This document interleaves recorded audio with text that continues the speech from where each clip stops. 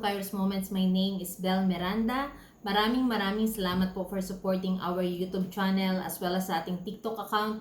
Gayon din po sa ating Facebook page. Thank you so much. And if you think our videos are inspiring people, I'd like to encourage each and everyone to share, not for me, but for the glory of God. Let us continue to share the goodness of the Lord. Because every day He is good, every day He is faithful, and not only every day, but forever He is good and faithful.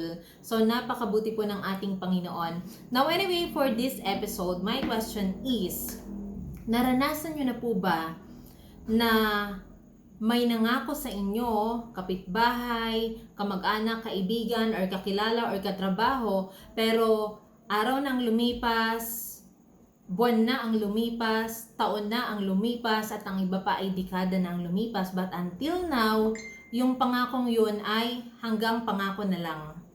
And of course, kapag minsan may nangangako sa atin, ang iba sa atin ay talagang umaasa doon sa pangako ng tao. Pero dahil kapag hindi natutupad, ang iba sa atin ay nasasaktan. At ang iba sa atin ay talagang hanggang ngayon, hindi pa rin makalimot doon sa pangako.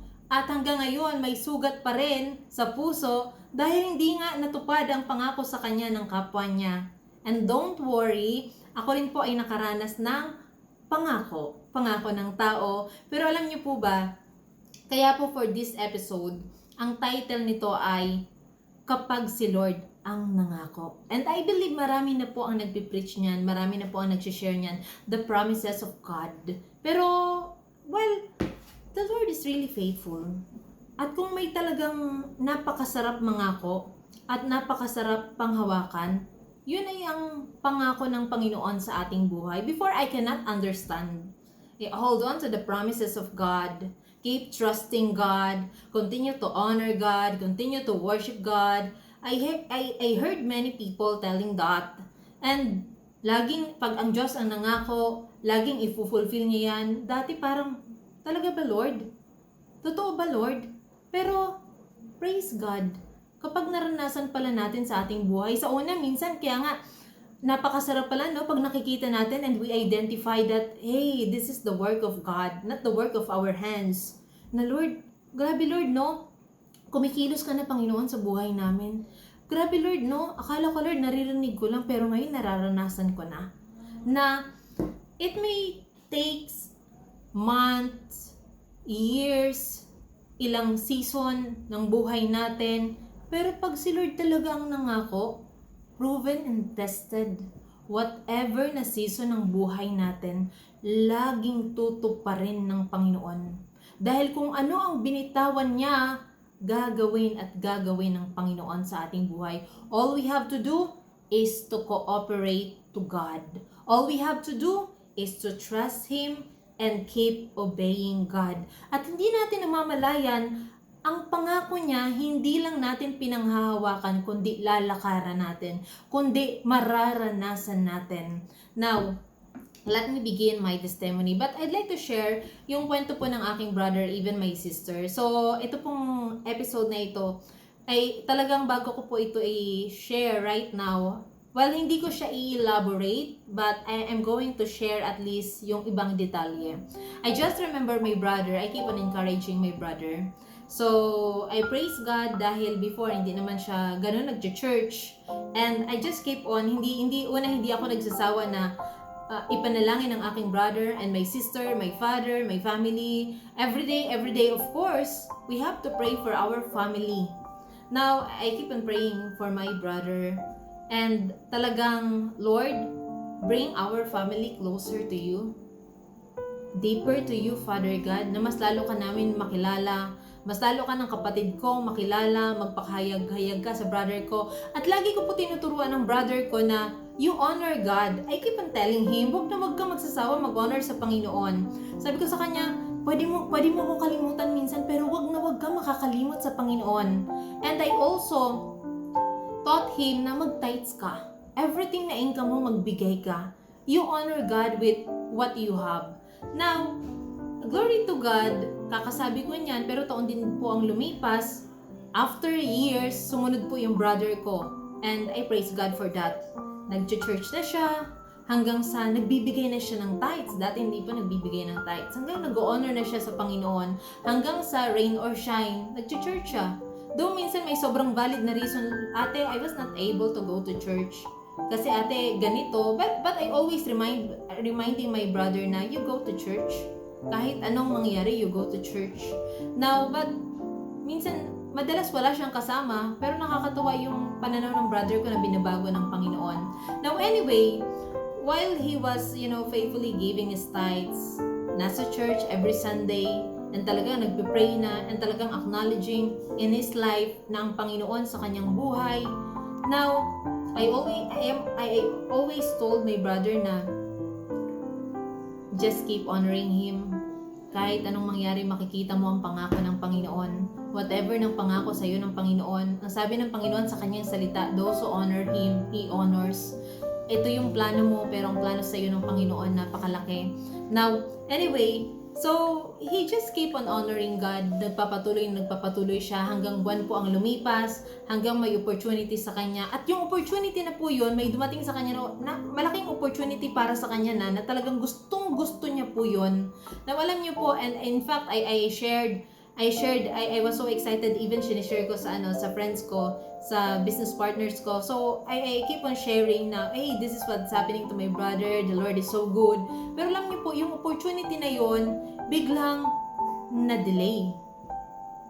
Biglang, my brother was so excited and nagpapatuloy siya sa Panginoon. Inantay niya nung araw na yon, lumipas ang week kasi may nangako sa kanya. Yeah, I just remember, ate nangako sa akin yung ganito, and he hold on to that promise of that person, someone, so pinanghawakan niya lang. Now ngayon, and of course, bilang ate, ako naman ay excited for my brother. So ako din yung parang, Lord, ibigay mo Lord sa aking brother. Lord, thank you God. I keep on claiming and claiming. Lumipas po ang weeks, lumipas ang months, and I think, taon na po siguro, pa 1 year na, yeah, if maalala ko, pa 1 year na po. Madaling salita, nagkaroon po ng delay. But, delaying doesn't mean denying. Hindi ibig sabihin na may delay ay na-deny ka na ng Panginoon. Laging perfect po yung timing ng Panginoon. And yung opportunity na yun ay gustong-gusto niya po talaga. So we just keep on praying and praying hanggang sa may ibang opportunity, grinip na ng aking kapatid, pero may gustong-gusto talaga yung heart niya, na parang for him, it's a breakthrough. Kasi yung parang he was so excited, na wala siya doon sa moment, ay andun na siya sa moment, pero parang wala. Parang nag-expect siya ng call, walang nagko-call. But I keep on telling to my brother, sabi ko sa kanya, John, oo, yung taong yun nangako sa'yo, pero alam mo, time will come, the Lord will put you in her remembrance na maaalala ka niya. Na ikaw ang pipiliin hindi dahil magaling ka, hindi dahil napakahusay mo, hindi dahil kilala ka ng taong yun, kundi dahil kilala ka ng Diyos. Na ikaw si John na nag-honor sa Kanya, na ikaw si John na napursigido sa Panginoon, na ikaw si John na nagtiwala sa Panginoon. Na alam niyo po, bago ko ito i-take na video na ito, my brother was so excited telling me the good news. And imagine niyo po, year, I think more than 1 year na or 2 years ata, I think 1 year pa lang ang lumipas. Pero alam niyo po, yung opportunity na yun, na feeling niya baka wala na na-miss niya or hindi pa panahon, kung kailan nagkaroon na siya ng nag-grab na ibang opportunity, alam niyo, biglang dumating, bigla siyang tinawagan nung taong nagsabi sa kanya. And I'm always telling to my brother, it is the Lord God, gawa yun ng Panginoon. Pwedeng makalimutan ka ng tao. Pwedeng makalimutan ka ng mga taong nangako sa iyo, pero kailanman hindi ka kakalimutan ng Diyos na nangako at tumawag sa iyo. Blessed is the one who trusts in God. Now another, even for my sister, another testimony.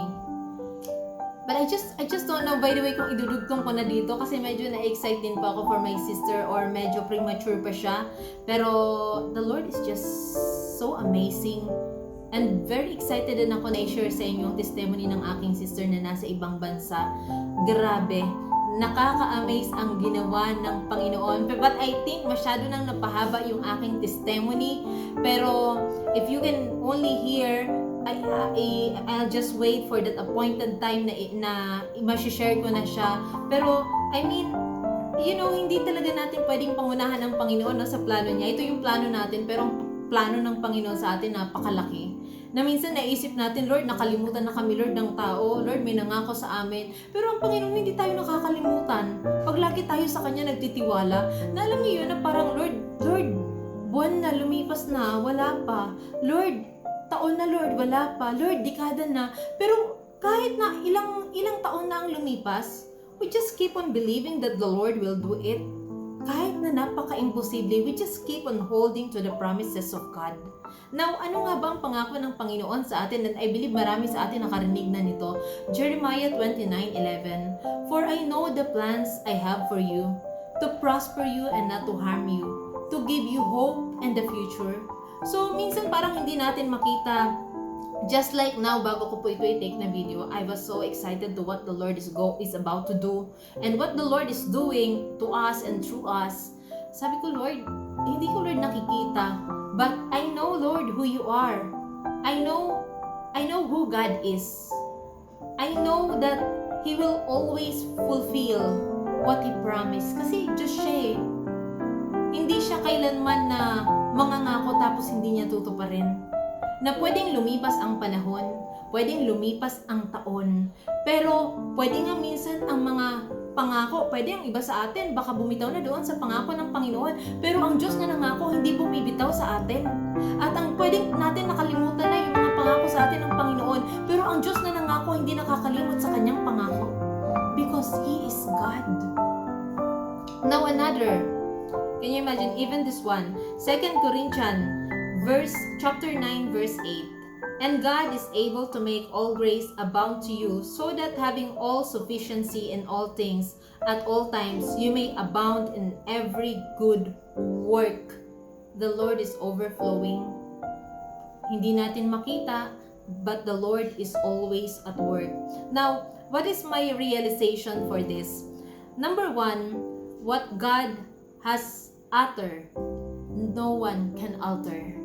Number two, God cannot be limited by our time, by our weaknesses, by our failures, by our rejection, by our limitations, because He is God. Hindi natin siya pwedeng limitahan kahit kailan.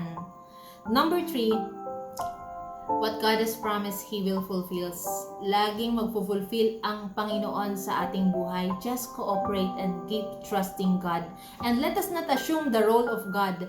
Let's just do what we can do and let God do the rest, the things that we cannot do. And let's expect God to do greater things in our lives because He is God. Do not expect God to do simple things, ordinary things, because He is the creator of the universe. So, always expect greater and bigger things from the Lord. Hindi siya pwedeng limitahan ng kahit ano paman. So, keep trusting God, keep obeying Him, and surely He will bless the work of our hands. Again, hindi nakakalimot ang Panginoon sa kanyang pangako.